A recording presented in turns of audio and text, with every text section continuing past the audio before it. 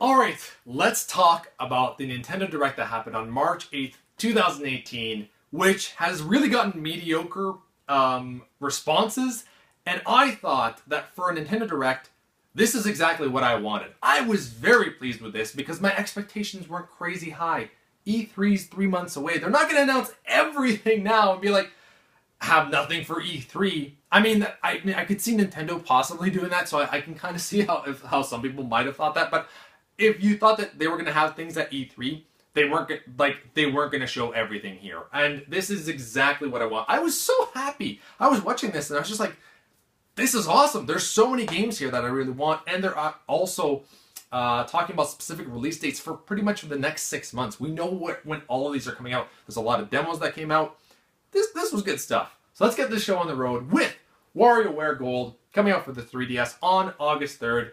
They're still supporting the 3DS. There's going to be quite a few games that are still coming out. Not crazy big AAA games, I would say, but they're still supporting it. My girlfriend was actually quite happy with this. She was like, "Oh, this is a good way to start it off." 'Cause she really likes the WarioWare games. She's not sure if she's going to pick it up though, because she's like, "Yeah, they're kind of like the same thing over and over again." But we'll see.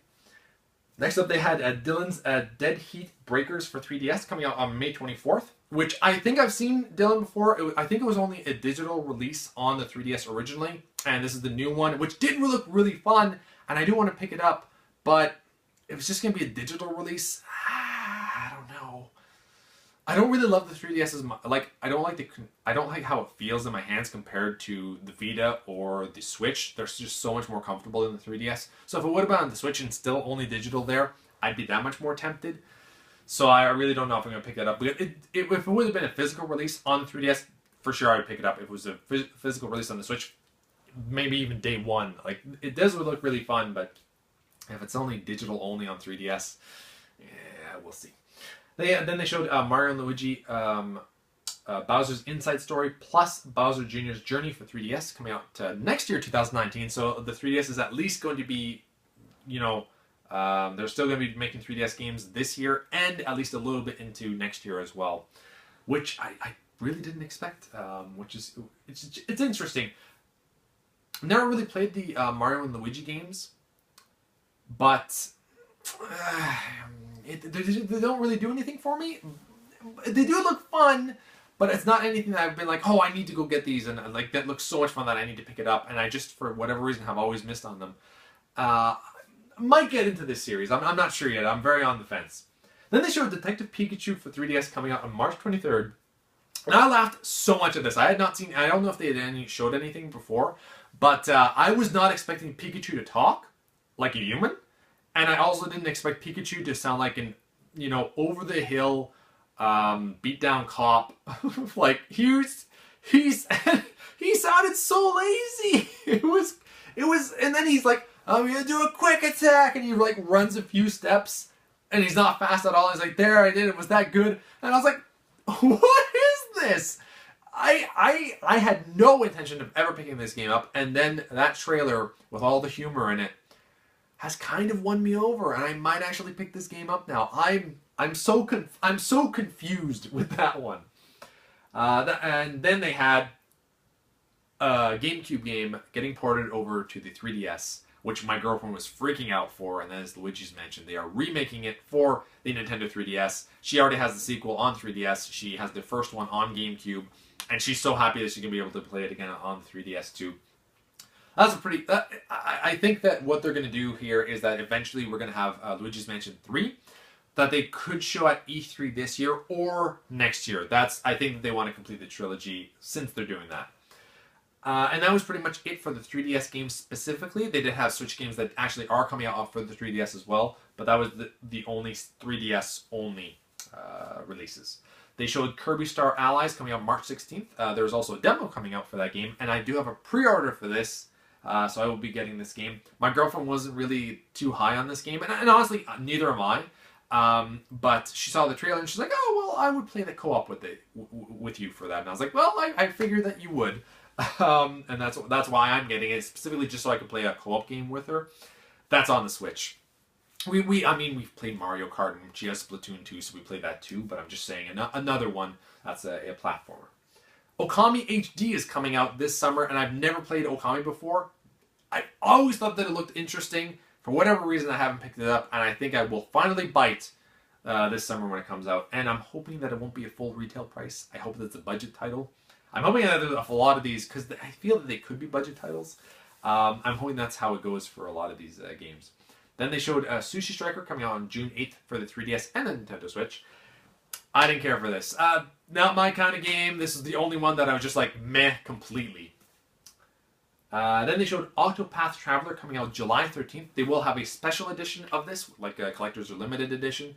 It looked okay. And like the special edition looked okay. It's not really something like RPGs I love to have collector's editions or limited editions, depending on what the price point difference is.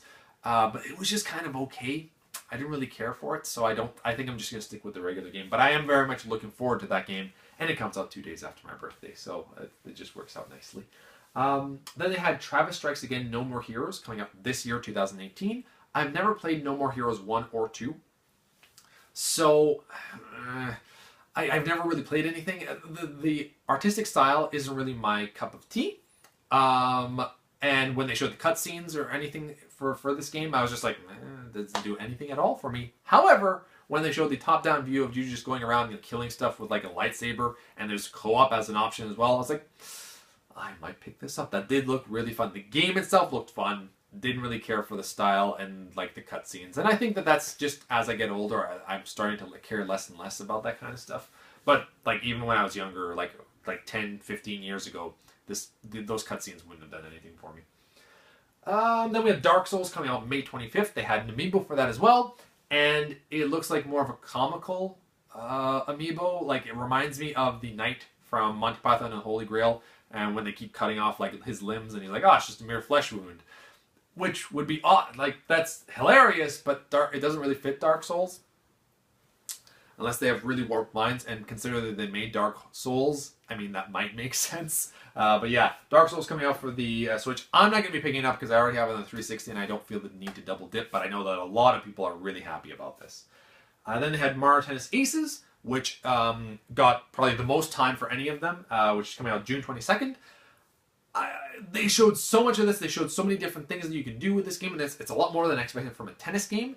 Didn't really care for Mario Tennis Open on the 3DS, but this one I might get. And Team Beardage, Kevin and Jason, which we really haven't done a live stream for like 2 years. So now 2 years, so I don't think half of you even know who I'm talking about when I talk about Kevin and Jason from Team Beardage. So we're gonna have to do another live stream soon. But Kevin is getting it, and then if I get it, then myself and my girlfriend can play it. So Jason, you're the holdout. So you are basically the person that chooses if I get the game or not. If you get it, then we'll all be playing it. Then they had Captain Toad Treasure Tracker, the Wii U game coming over to the Switch and the 3DS as well, coming out July 13th. Same day as Octopath Traveler, which is really weird because it's Nintendo. It's like, well, Square's releasing this game on this day. Why don't we pick another day? I mean, I'm sure that there's more that goes into it than just picking a day for a release, but you'd think that you wouldn't put it on the same day as another big game that's coming out for your system. And I've not played Captain Toad. That's one of the few Wii U games that I still want, that I haven't picked up, and I might get it on the Switch instead. I hope it's also not full price, because when it first came out on the Wii U, it was a budget game and it wasn't a full retail price originally. Then they had the beginning of a trailer with text and sounds, and the sounds honestly sounded like Banjo Kazooie. My girlfriend was like freaking out beside me, and I was like, I don't think that's possible, because Microsoft owns that. Even if it's like a remake, I still think that Microsoft has those rights, unless they were like working on something that they were putting it on all 3 systems and they were going to show up on the Switch first, which also still didn't make sense to me. But it was Undertale, and my girlfriend, like, she was like here, and she just went here, because she's never heard of Undertale, and I don't think that it would be a kind of game that she wants anyway. But yeah. Thankfully, the next video, Crash Bandicoot Trilogy, coming to the Nintendo Switch on July 10th, 3 days before Captain Toad and Octopath Traveler. Once again, why? Not their fault, but I mean, Nintendo can move Captain Toad. Anyway, that's coming out, and that's something I did not expect. And I'm so conflicted because Crash Bandicoot to me is home on the PlayStation. So I wanted to get that trilogy on the PlayStation 4, but being able to play on a portable system, Oh, that's tempting. Then they showed Little Nightmares Complete Edition coming out on May 18th. I am looking forward to that. If they have it on physical, I'm almost guaranteed to get it. If they don't, I don't know. But I really like the creepiness of it. Like, these gigantic, gross monsters are trying to catch you, and they're all slow. And I thought that they really did a good job of portraying how big they are. And it was just added a bit more creepiness to it. So, I don't know. I might get that game. Then they showed South Park Fractured Butthole coming out April 24th. My girlfriend, once again, was freaking out. And I was just like, South Park, that's okay. That's cool that Ubisoft is still making games for the Nintendo Switch. I'm not a big fan of South Park, though. But she is. So, she'll probably get it. And I'll look at it, and I'll be like, does the gameplay look fun? Maybe. Hyrule Warriors Definitive Edition is coming out May 18th, so that's once again the Wii U port coming. They're really killing off the Wii U, aren't they? They're just like, everything on the Wii U, we're putting it on the Switch. So Wii U has no life to it anymore. That's okay. Yeah, I have it. I have it on the Wii U. I've beaten it on the Wii U, and I might double dip if it's a reasonable price, or if it goes down to a reasonable price down the line. And then they showed an ARMS tournament that they're going to have. They showed some Splatoon 2 DLC, which I love Splatoon 2, but the DLC didn't really do anything for me. It was just, okay, more maps, I guess a little bit more of a campaign, and that was okay. And they ended it off with Super Smash Bros. Coming out for the Nintendo Switch this year. They didn't say, it was kind of like just a teaser just at the very end. And they didn't really say if it's a port of the Wii U / 3DS version, or if it's like a whole new game. I think you could just port the Wii U game, because like, it's Super Smash Bros. There's not much that you can really do. And if it is a new game, I really don't see that, because I think they would have like built that up a lot more.